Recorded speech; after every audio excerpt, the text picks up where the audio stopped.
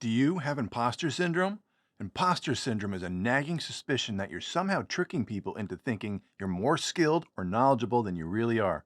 And it gnaws at you despite all the evidence that says, hey, you're pretty darn good at this. Today we'll dive deep into the feeling and where it comes from and give you proven ways to kick its butt. So stick around. Please hit that like button and subscribe for more amazing content. When I first started posting life advice on YouTube, one of my videos unexpectedly went viral.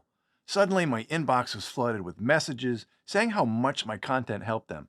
Every message had me thinking, did I trick this person? When are they going to find out I'm just winging it?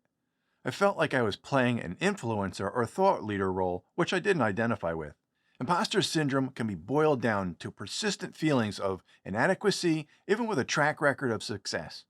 Legends like Maya Angelou, Mike Myers, and Einstein have confessed to similar feelings, proving that success and self-doubt can unfortunately coexist. To paint a picture of imposter syndrome, think of your mind as a garden where you grow flowers or weeds.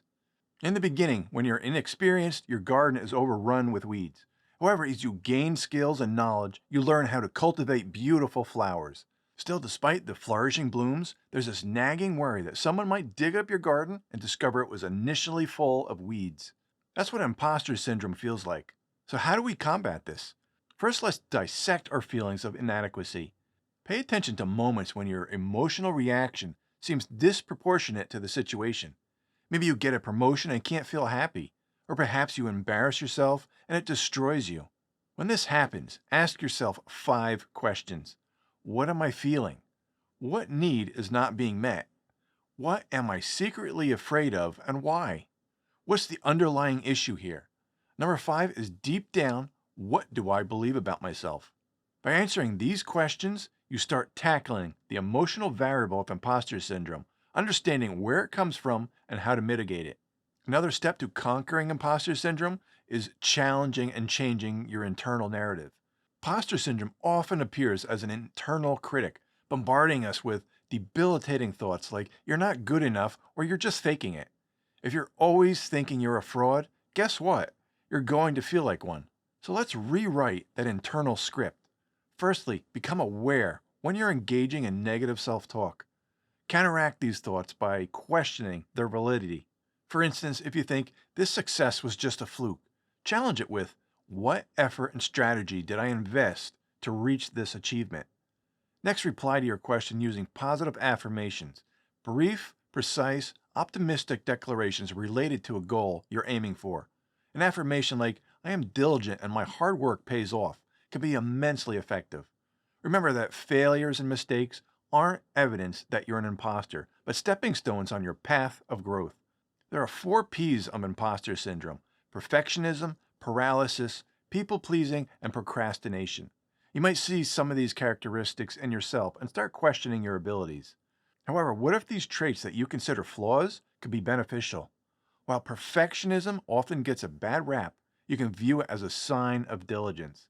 Instead of agonizing over minor details, consider it as your dedication to thoroughness.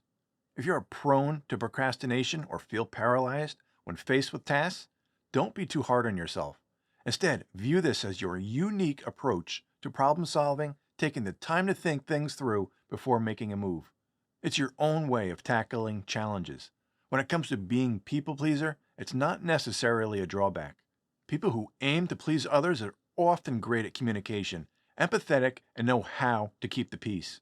Yes, taking care of yourself is crucial, but aiming for a harmonious environment in the workplace is a good objective. That said, monitoring these traits to prevent them from becoming destructive and avoiding burnout is important. Setting boundaries, especially time limits, is an excellent approach to mitigating this risk. For example, allocate a specific amount of time to work on a project instead of grinding away until you consider it perfect. This way, you set a sensible limitation and reduce the likelihood of burning out. In my own experience tackling imposter syndrome, I've realized just how crucial it is to adopt a mindset focused on growth. This outlook allows me to openly acknowledge my gaps in knowledge and the areas where I could improve. However, identifying these gaps is only the first step. I invest time diving deeper into subjects I want to understand and better the skills I aim to enhance. For instance, when I organized my calendar with color codes, I set aside slots for personal development, to ensure I'm dedicating regular work hours to learning. Take a moment to jot down the root cause of your imposter syndrome on a paper or digital note. What situations or challenges bring out these feelings? Consider this list your roadmap for areas you want to focus on for growth and continuous practice. Then consider ways to keep learning on the job or through other resources like specialized training or books.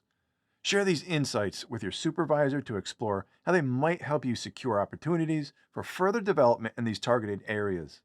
Measuring yourself against others can often fuel feelings of being an imposter. When you notice someone excelling in a way you're not familiar with, it's easy to slip into a pattern of negative self talk.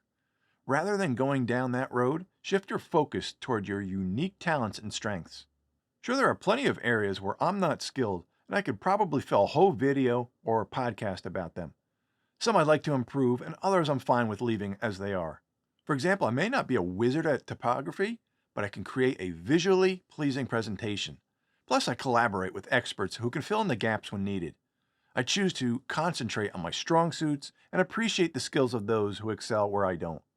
People grappling with imposter syndrome often struggle to embrace compliments and give themselves credit. When they succeed, they chalk it up to luck or the assistance of others. But when things don't go as planned, they assume full responsibility for the failure. Start by cultivating a robust sense of internal agency. If you can see your life as the outcome of your choices and actions, it becomes easier to own your accomplishments and missteps. So that next time you reach a milestone or complete a task, recognize that your abilities and hard work go out there. Don't just nod at your wins, revel in them. Keep a file of all your positive feedback and revisit it when wrestling with self-doubt.